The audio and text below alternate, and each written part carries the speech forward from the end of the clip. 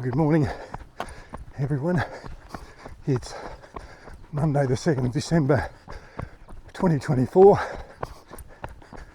It's about 10 to 6 in the morning. I'm about 2 k's into my morning run.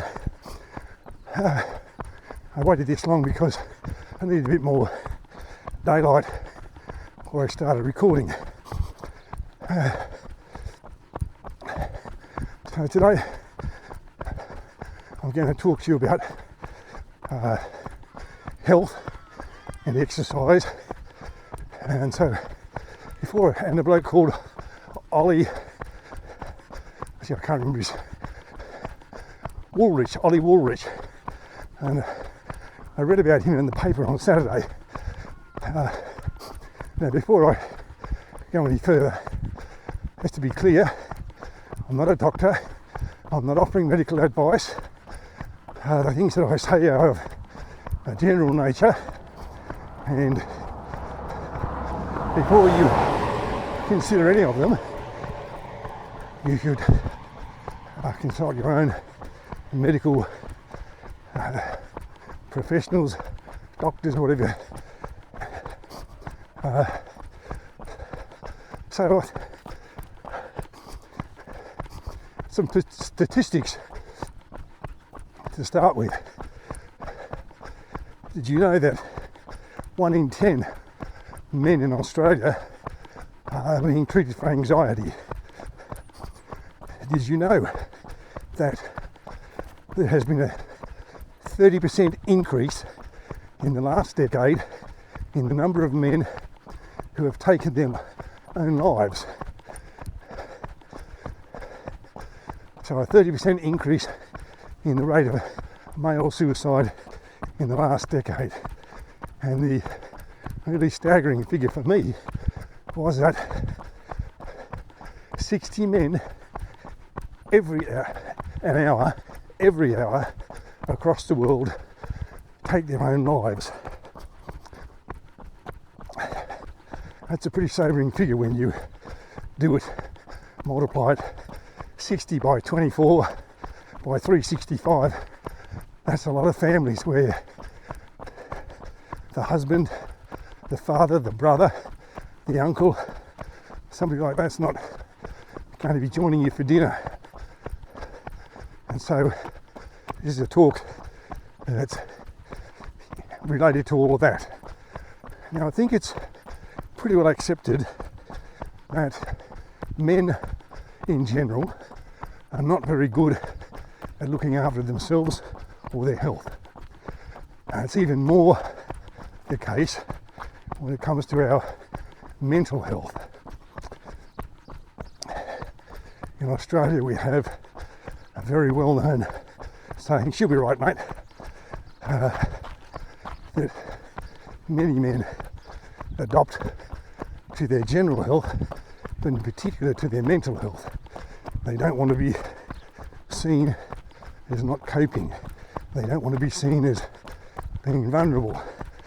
They want to be seen as stoic and resolute and self-reliant and people who can manage the difficulties. And it's not considered a good thing, or at least it hasn't been in the past, and it's still a problem, perhaps less of a problem, but it's still a problem. And men don't want to be admitting that they're not coping, and those figures I quoted earlier tend to give some support to that general notion. And it's just particularly so when it comes to mental health, and that is dealing with the day-to-day stress that is life these days, whether it's dealing with financial worries, being able to keep the roof over your head, food on the table, whether it's dealing with situations at your work, or just the general dynamics of dealing with a family. And it's a pretty serious area mental health in general, and particularly men's mental health. And I think it's a fair thing to say that some men, not all, but some men try to self-medicate their mental health problems, and drinking perhaps, or other substance abuse, or maybe they fall into some other form of addiction, if you want to use that word.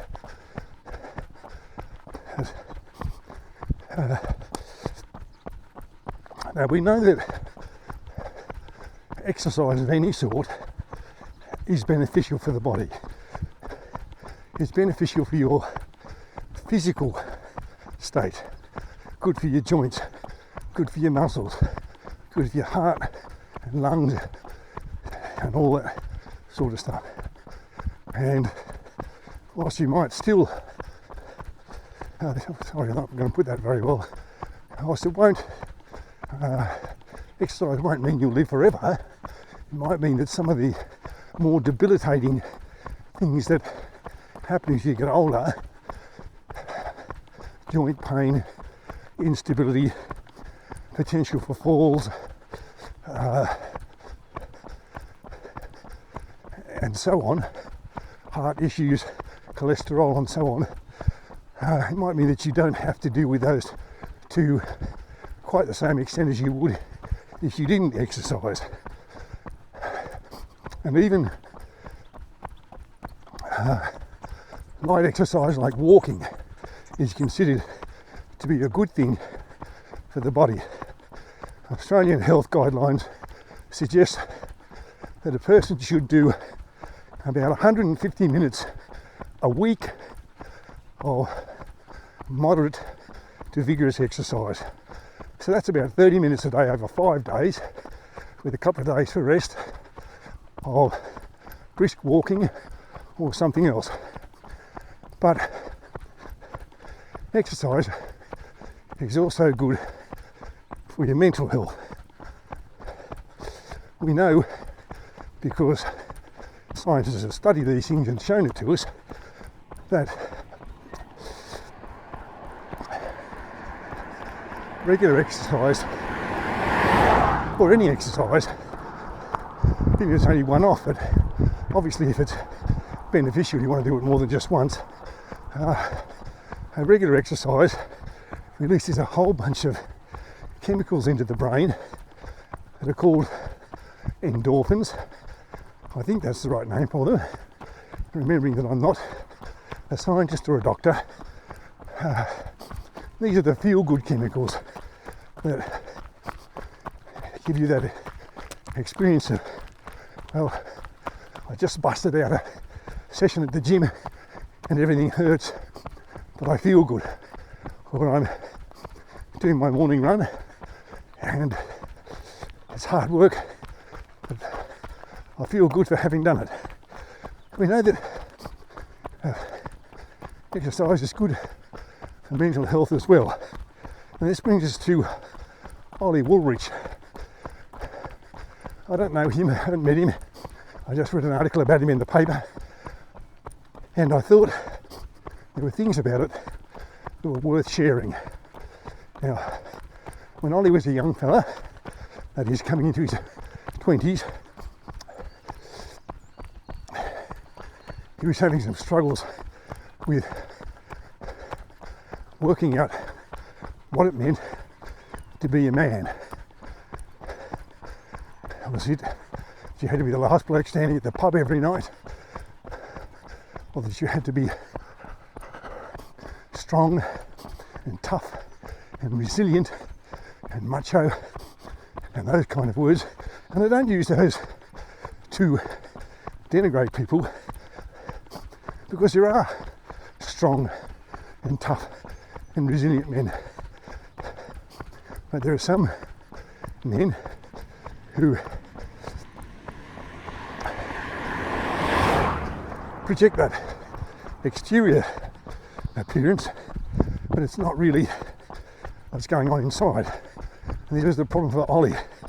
that those ideas of what he thought being a man was clashed with his own mental health, and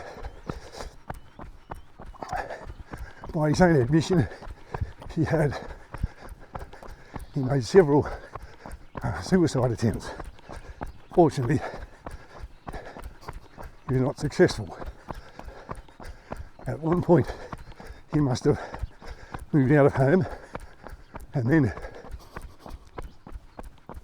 moved back in with his parents, and he says his father, he said to him one day, "Put on your shoes and go for a run." I expect that his father was seeing that he wasn't coping too well. Perhaps it was after one of these suicide attempts or something, and thought, we've got to do something about this. Can't have this bloke moping around the house all the time, otherwise it's going to happen again. So Ollie puts on the running shoes and he goes for a run around the local oval. Does one lap, he likes it, he goes home. Next day he decides to go back and do it again. So he goes and does a lap the next day, and got into running.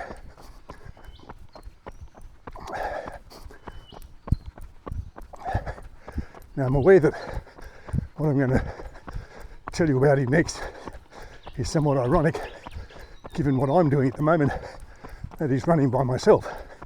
He decided that he wanted to start a running group. So in 2018 he started a running group called the Vipers Running Club, and the first session they had, 5 people turned up. That sounds a bit like the very first park run. Now the Vipers Running Club has 220 members, and they are part of one of 6,000 events across Australia, New Zealand, United Kingdom and United States. This is the 10, 30, 60 run. The 10 kilometres for the 1 in 10 men being treated for anxiety. The 30 kilometres for the 30% increase in male suicide rates in the last decade, and the 60 kilometres for the 60 men an hour, every hour, who take their own lives. And it's part of the many activities that are part of Movember, the month of November, where men grow their facial hair, particularly moustaches, and then ask people to donate to causes that work on mental health. For example, the Black Dog Institute or Beyond Blue. Now, Ollie had an idea in his running club that everybody would run the same time.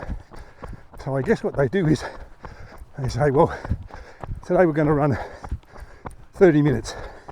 So we're going to run out for 15 minutes, turn around and come back. Or today we're going to run 60 minutes. We'll run for 30 minutes. When our clocks say 30 minutes, we'll all turn around and go back.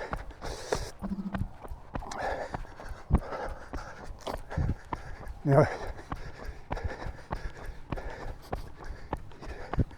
he had this idea that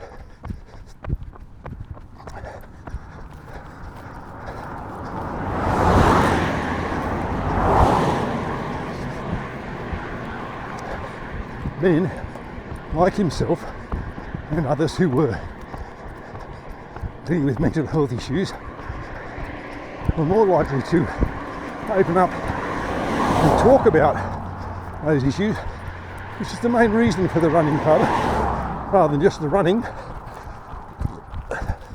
If they were running shoulder to shoulder. And when someone new turns up, they're not just left to, well, just follow us and you'll figure it all out. They're always buddied up with somebody that's a regular, so they know where to go for a start and how the activity works, and also there's someone that they kind of know and they perhaps feel as if they can talk to them. And this is one of a number of initiatives. Like I know there's in Goulburn a men's walking club, a group of men who get up about the same time as I do, perhaps a bit later, and they just go for a walk. I've passed them a few times with their coffee in hand, and they just talk, and hopefully talking gets past the football scores and the daily news onto the issues that concern people, and some of those things that are bothering men get talked about. There's also another initiative called the Men's Table, which is a similar thing, except that people go to a restaurant about once a month and have a meal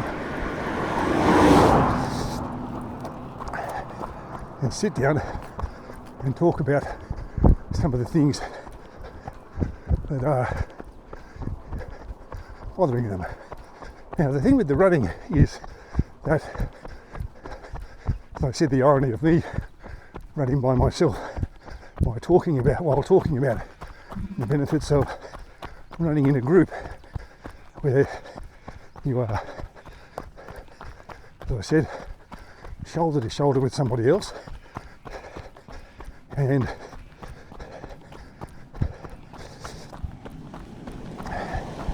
you get to talk about the things that are concerning you. So you've probably not given a great deal of thought up until now as to how your running club or running group or whatever you call it can not only help your mental health by getting you out and getting all those chemicals flooding through your brain, maybe giving you the opportunity to talk about something that's bothering you, something that's causing you to feel anxious or stressed or unhappy, but your very presence and your ear might be helping somebody else with their mental health. Now, Olly no longer runs the Vipers Running Club. He's based on the Northern Beaches in Sydney, and he's moved to Victoria. But the 10, 30, 60 event was held on the weekend just gone. I think that's what the article stated. So that is the last weekend in November, and as I said, there are 6,000 of these events across the world, and it's been running since 2021. So maybe November next year, if you're interested in doing that thing and helping out, raising some money, you could look out and see if there's one of these events in your area or nearby or something, and join in.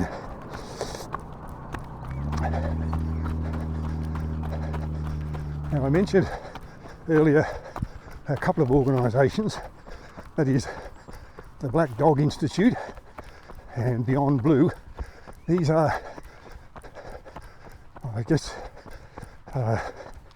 research organisations and medical staff that are looking at issues to do with mental health in general, in some cases focusing on men.